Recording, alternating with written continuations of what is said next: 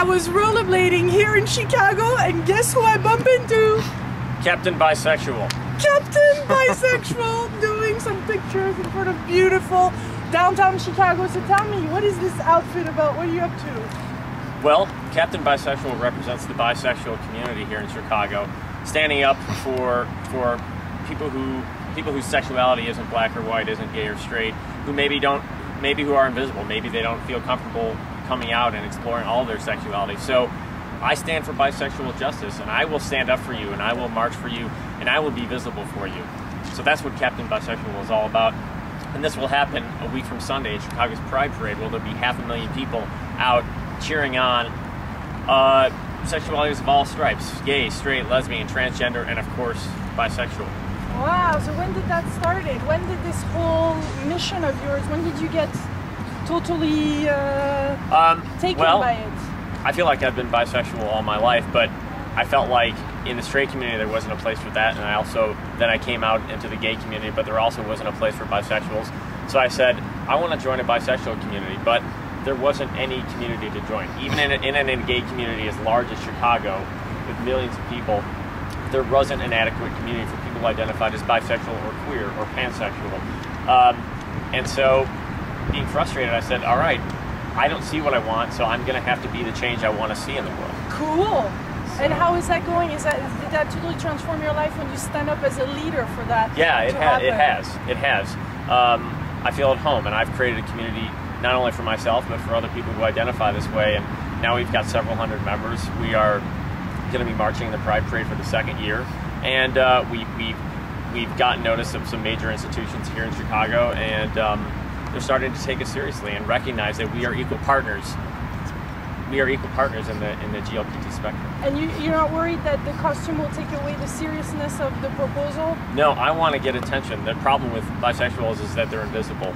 So I want to. Why is that? Because if you're a bisexual and you happen to be hanging out with some of the opposite sex that think you're straight, if you happen to be hanging out with some of the same sex that think you're gay, so maybe your actual sexual identity, your orientation is lost, and so you keep having to emphasize, no, I'm queer, I'm bisexual, I'm pansexual, and so oftentimes we're lost in the crowd. It's like you have no identity, really. The identity is assumed away, and then because they can't see your identity, they don't think bisexuals exist. Well, we exist, and sometimes it takes people actually making a statement to say we do exist, and so bisexuals need visibility, and they need a hero sometimes. Cool, and they found one.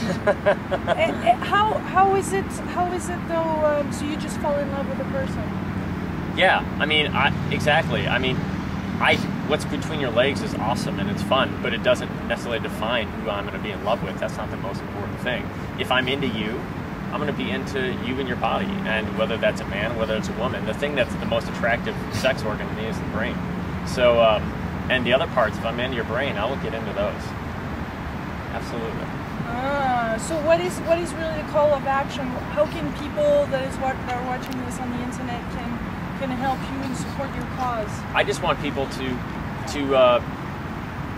first of all, I want people to be able to own up to it. I feel like it's the last taboo. If gay right now, especially in urban communities, is completely normalized. It's like, yay, whatever. It's completely accepted. It's normalized.